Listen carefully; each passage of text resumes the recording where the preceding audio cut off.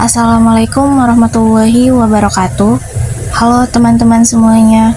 Perkenalkan, nama saya Nazwa Rahma Fitri. Saya adalah mahasiswa dari Universitas Islam Negeri Sumatera Utara, Prodi Komunikasi dan Penyiaran Islam, Fakultas Dakwah dan Komunikasi. Kelas KPIB semester 1 dengan NIM 0101242053.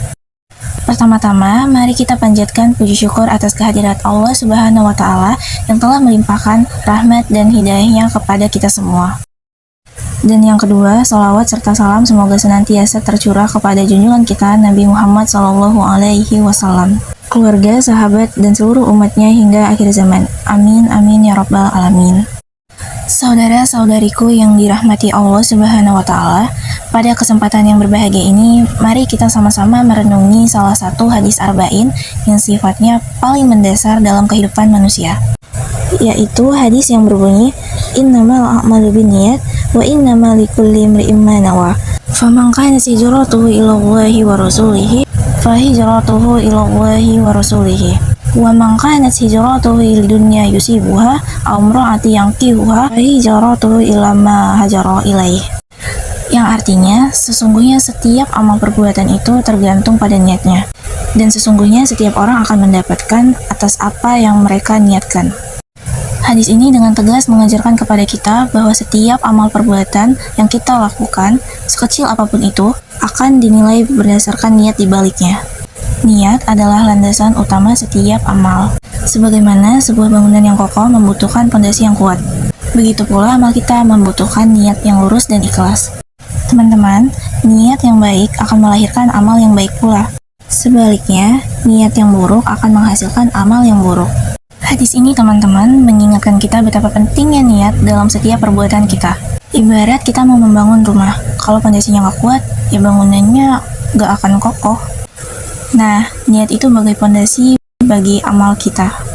Coba bayangin kalau kita sholat, tapi niatnya cuma biar dilihat orang aja. Apa yang kita dapatkan? Mungkin pujian dari orang lain, tapi apakah itu yang kita cari sebagai seorang muslim? Tentu bukan, kan? Yang kita cari adalah ridho Allah Subhanahu wa Ta'ala.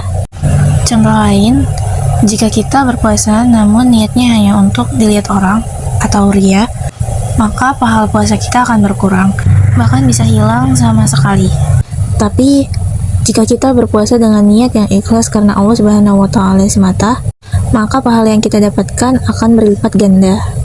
Lalu bagaimana cara kita menumbuhkan niat yang baik?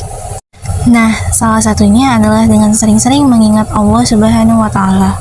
Kalau kita selalu ingat sama Allah, pasti kita nggak akan mau melakukan perbuatan yang sia-sia. Pernah nggak sih ngerasain pas lagi berbuat baik, hati jadi senang dan tenang? Itu tandanya niat kita sudah benar. Tapi kalau setelah berbuat baik malah merasa sedih atau gelisah, mungkin kita perlu introspeksi lagi. Apa ada yang salah atau yang kurang? Kenapa sih yang pertama-tama tuh harus mengingat Allah? Karena semakin kita mengenal dan mengingat kepada Allah Subhanahu wa Ta'ala, semakin kita akan takut dan cinta kepadanya. Ketakwaan dan kecintaan inilah yang akan mendorong kita untuk senantiasa berbuat baik. Dan yang kedua, rajin-rajinlah membaca Al-Quran. Al-Quran adalah pedoman hidup bagi umat Islam. Dengan membacanya secara rutin, hati kita akan menjadi tenang dan terhindar dari perbuatan buruk. Yang ketiga, bergaul dengan orang-orang yang soleh.